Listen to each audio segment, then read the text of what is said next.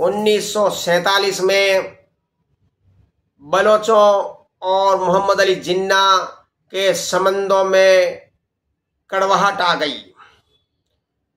1947 से पहले बलोच यानी कलात के लोग, कलात के कबीलों के सरदार मोहम्मद अली जिन्ना के मुवक्किल हुआ करते थे। मोहम्मद अली जिन्ना कानूनी रूप से कई बार उनके वकील रहे हैं। जब 1947 के बाद अंग्रेजों ने भारत छोड़ने का फैसला किया तो बुक्ती कबीले के सरदार अब्दुल करीम ने अंग्रेजों से गुहार लगाई कि उनके मुस्तकबिल के लिए, उनकी आज़ादी के लिए, उनके भविष्य के लिए, उनके देश के लिए कुछ किया जाए। लेकिन अंग्रेजों को लगता था कि ये देश हमारे कोई काम का नहीं है, हम हिंदुस्तान छोड़ के जा रहे हैं, तो उन्होंने ध्यान नहीं दिया। मैंगल कबीले के सरदार अताउर रहमान मैंगल ने जवाहरलाल नेहरू को अनुरोध किया कि वो भारतीय सेना को क्वेटा बलूचिस्तान भेजे, जिससे पाकिस्तानी सेना से उनकी रक्षा हो सके और उसको भारत में शामिल कर लिया जाए। जवाहरलाल नेहरू को बलूचिस्तान एक दूर दराज का उबड़ खाबड़ सुनसान बियाबान और रेगिस्तान क्षेत्र नजर आता था, उनमें उनको कोई फायदा नजर नहीं आता था। इस कारण उन्होंने कलात के, मैंगल और बलूचिस्तान के लोगों का कोई जवाब नहीं दिया। इन क्रियाकलापों का मोहम्मद अली जिन्ना बहुत पैनी नजर रख रहा था। जब उसे पता चल गया कि जवाहरलाल नेहरू ने कोई जवाब नहीं दिया है, तो उन्होंने अपनी पंजाब बटालियन को आदेश दिया कि क्वेटा पर हमला कर लिया जाए। बलूचिस्तान आज़ादी के 227 दिन तक आज़ाद रहा था, वो अपनी खुद मुख्तारी पर रहा था, आत्मनिर्भर पर रहा था। लेकिन मोहम्मद अली जिन्ना को किसी भी तरह से अपने पाकिस्तान का क्षेत्रफल बढ़ाना था। पंजाब बटालियन बलूचिस्तान के कई इलाकों में फैल गई, क्वेटा पर हमला किया और बलूचिस्तान के बलोचों के कई लीडरों को मार डाला और बेदर्दी से बलूचिस्तान पर कब्जा कर लिया। इन बलोचों का दुर्भाग्य ये रहा है कि वो अलग अलग कबीलों में बटे रहे और दूर दराज के क्षेत्रों में रहे हैं। बलोच आज ओमान, ईरान, अफगानिस्तान, मध्य पूर्व और पाकिस्तान के कई इलाकों में फैला है। बलूचिस्तान का क्षेत्र कुछ प्रतिशत ईरान में है और अफगानिस्तान में, बाकी का पाकिस्तान में है। किसी समय ओमान की राजधानी, ओमान की सेना में बलोच सबसे महत्वपूर्ण हुआ करते थे। आज भी ओमान की सेना में 40% बलोच है और 20% आबादी के अनुसार बलोच ओमान में रहते हैं। और पाकिस्तान की आज के भूभाग में 44% बलोचों का हिस्सा है। उनकी आबादी मात्र 1,40,00,000 है। ये बलोचों का इतिहास ये है कि ये हिंदू कबीले हुआ करते थे। इस्लाम पूर्व 9वीं शताब्दी से पहले हिंदू राजा हुआ करते थे। सिकंदर भी यहाँ पर आया था, सिकंदर को भी मात दे दी गई थी। बलोच कभी भी गुलाम नहीं रहे। इनकी परिस्थितियों के कारण दूसरे लोग इनको गुलाम करने में इच्छुक नहीं थे। 9वीं शताब्दी तक बलूचिस्तान में लगभग सारे हिंदू कबीले मुसलमान में तब्दील हो गए थे। उनको मार पीट कर मुसलमान बना दिया गया था। उनकी कल्चर वही थी। बलोचों ने अपनी कल्चर, अपनी सभ्यता, संस्कृति नहीं छोड़ी थी, जिससे वो आम मुसलमानों से अलग नजर आते हैं। बलोच एक पुरानी भारतीय आर्यन ब्राह्मी संस्कृति है और 9वीं शताब्दी में सुतुक्तगिन नामक गजनवी शासक ने यहाँ पर हमला किया था, लेकिन खलक के नेतृत्व में सुतुक्तगिन को भी हरा दिया गया था। फिर उसके बेटे महमूद गजनवी ने भी यहाँ पे हमला किया था, वो भी अपना कब्जा कायम नहीं रख सका था। उसके बाद कई अफगान शासकों ने बलोचों पर अधिकार करने की कोशिश की, लेकिन बलोच अधिकतर आजाद ही रहे। बलोच अफगानों के आधिपत्य के अंतर्गत कभी नहीं आए, लेकिन कुछ हिस्सा अफगानों ने उनका दबा रखा था। अहमद शाह दुर्रानी, जो कि यहाँ पर कई बार कोशिश की थी, लेकिन वो भी सक्सेस नहीं हुआ था।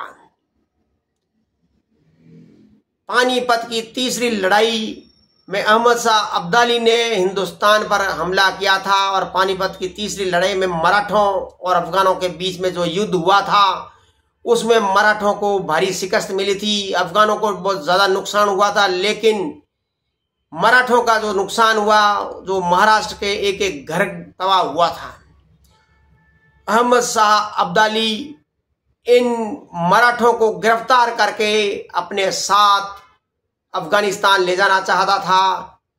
इनकी औरतों और बच्चों को भी इन्होंने बंधक बना के साथ ले गए, लेकिन सरदार अहलुवालिया ने इस अहमद शाह अब्दाली की सेना पर हमला कर औरतों और बच्चों को छुड़ा लिया, लेकिन मराठा सैनिकों को छुड़ाने में नाकामयाब रहे। इन मराठा सैनिकों को जब अहमद शाह अब्दाली ले जा रहा था तो बुगती कबीलों ने उनसे आने जाने का टैक्स मांगा, तो उसके बदले में अहमद शाह अब्दाली ने गिरफ्तार मराठी सैनिकों को बुगती कबीले में सौंप दिया।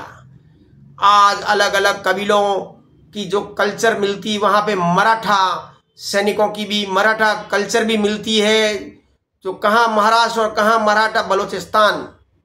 तो वो भी मुसलमान तो बन गए, लेकिन अपनी कल्चर उन्होंने छोड़ी नहीं। महाराजा रणजीत सिंह ने भी इन बलोची इलाकों पर कब्जा किया, लेकिन उन्होंने कभी उनकी आजादी को खराब नहीं किया। महाराजा रणजीत सिंह के बाद अंग्रेजों ने इस इलाके पर कब्जा करने की कोशिश की, तो मर्री कबीलों के लोगों ने घात लगाकर अंग्रेजों पर हमले किए थे, और पूरे अफगानिस्तान में अंग्रेजों के खिलाफ आंदोलन हो गए थे। तो एक घात में कम से कम 125 अंग्रेज सैनिक मारे गए थे। अंग्रेजों को कोई दिलचस्पी नहीं थी बलूचिस्तान पर कब्जा कायम रखने की, लेकिन वो सिंध और अफगानों पर कब्जा करने के लिए बलोच पर अधिकार करने पर महत्वपूर्ण माना करते थे। जब अंग्रेज भी चले गए और वो आजादी अपनी कायम नहीं रख सके, तो मोहम्मद अली जिन्ना की क्रूर सैनिकों ने बलूचिस्तान को अपने बूटों तले रौंद दिया। जब बलूचिस्तान के लोग जब कभी भी इकट्ठे होकर खड़े होते, उनको बार बार कुचल दिया जाता। 1955 और 1960 के दरमियान लाखों बलोचों की हत्याएं की गई। उनके बाद 1960 के बाद 1970 तक उनके लाखों बलोचों की हत्या की गई, और 70 से लेकर अब तक कई बलोचों की हत्या की गई है। ये तीन बार पाकिस्तानी सेना को यहाँ पर विद्रोह को कुचलने के लिए आंदोलन छेड़ना पड़ा, अपनी कुमुक भेजनी पड़ी। चूंकि अब इनका एक प्रसिद्ध नवाब अकबर बुख्ती जो जनता में लोकप्रिय थे, उनकी हत्या एक गुफा में मिसाइल ठोक कर दी गई थी, और मुशर्रफ के कहने पर। इन बलोचों की दास्तान अन्याय से भरी हुई है। इनके पुरुष वर्ग गायब हो जाते हैं, इनकी हत्याएं हो जाती हैं, औरतें आधी विधवा रह जाती हैं। इन बलोचों ने इस बार फैसला कर लिया है कि इस बार नहीं तो कभी किसी बार नहीं होगा, और वो एक होकर बलूचिस्तान नेशनलिस्ट आर्मी की स्थापना की, और बार बार धमाके कर रहे हैं। पाकिस्तानी सेना जो दुनिया में अपने आप को 5वीं सबसे शक्तिशाली सेना मानने का घमंड करती है, उनके घमंड को चूर कर दिया है। विस्तारवादी चीन, जो कि अपने व्यापार और अपनी व्यापारिक दादागिरी के कारण मशहूर है, कुख्यात है।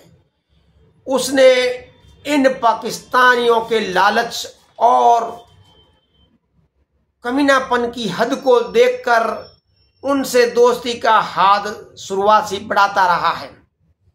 क्योंकि चीन हमेशा रूस का पिछलग्गू रहा है, जहां कम्युनिस्ट साम्यवादी वामपंथी सरकारें रही है। अमेरिका ने जब अफगानों का इस्तेमाल रूस के खिलाफ किया तो उसका साथ पाकिस्तान ने बहुत दिया और वहां से अमेरिका से माल बटोरने के लिए उन्होंने बहुत काम किए। ये चीजें चीन को बहुत अच्छी लग रही थी। जब अमेरिका और पाकिस्तान के ताल्लुकात खराब हुए तो चीन ने इस मौके का फायदा उठाया। वो पाकिस्तान ऑक्यूपाई कश्मीर, जो कि अवैध कब्जा है भारत का हिस्सा, उससे लेकर अफ्रीका और गल्फ के देशों में अपना सीधा व्यापार, अपना माल भेजने के लिए एक रास्ते की तलाश में था। जब पीओके से लेकर बलूचिस्तान के बीच से लेकर ग्वादर इलाके तक उसने जो पोर्ट बांधा, उस रोड पर बलोचों को सबसे ज्यादा आपत्ति थी। उनकी संप्रभुता खत्म हो रही थी। ये बियाबान, जंगल, रेगिस्तान खनन के रूप में बहुत अमीर है। इसके गर्भ में सोने, तांबे, लोहे के प्रचुर भंडार मिलते हैं और यहाँ पे ऑयल, तेल मिलने, गैस मिलने की पूरी संभावना है। तो बलोचों ने इस मौके का फायदा उठाया और चीनी ठेकेदारों और चीनी कंस्ट्रक्शन कंपनियों पर हमले शुरू कर दिए। चीन तिल मिला गया। उसने अपनी सेना भेजने के लिए कोशिश की, लेकिन बलोचों के आगे उसकी एक न चली। बलोच बार बार आत्मघाती हमले कर चीन और पाकिस्तान की सरकार को चैलेंज देते रहे।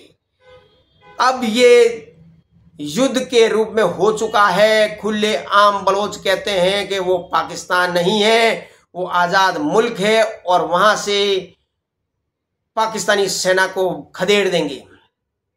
जिस प्रकार मोहम्मद अली जिन्ना ने पाकिस्तानी मुसलमान वडेरों और जागीरदारों को मूर्ख बनाया, जिनकी लाखों हजारों बीघा जमीनें हुआ करती थी, उनको डराया कि ये कांग्रेसी और ये हिंदू आपकी जमीन छीन लेंगे। अगर आप पाकिस्तान में रहते हो तो आप बच जाओगे। आप एक बार पाकिस्तान में तो आइए, फिर हम आपकी पूरी रक्षा करेंगे। और इन पंजाबी वडेरों और जागीरदारों के कारण ही पाकिस्तान बना था। और आज अशांत पाकिस्तान में सिंधी, खैबर पख्तूनख्वा और बलोचों के विद्रोह के कारण ही आज पंजाब है जो केवल पाकिस्तान रह गया है। इस पंजाब को पाकिस्तान कहना ही उपयुक्त रहेगा। बाकी सूबों को आजाद मुल्क कहना जरूर रहेगा। अगर खैबर पख्तूनख्वा के पठान और सिंधी बलोचों का साथ नहीं देते हैं तो इनके साथ बहुत ज्यादती होगी। मोहम्मद अली जिन्ना ने अपनी एक तकरीर में कहा था कि हिंदुस्तान का पहला हिंदू जो मुसलमान बना था, उस समय ही पाकिस्तान की स्थापना हो चुकी थी। उस समय पाकिस्तान की स्थापना हो चुकी थी। उससे पहले इनकी सभ्यता और संस्कृति बलोचों, सिंधियों और यहाँ खैबर पख्तून की थी। तो उनको भी अपनी आज़ादी की जंग की शुरुआत करनी चाहिए। ये याद रखें कि आज़ादी बंदूक की नाल से आती है, किसी के गाल पर थप्पड़ ठोकने से आज़ादी नहीं आती है। जय हिंद, जय बलोच, जय खैबर पख्तून, जय सिंधु देश।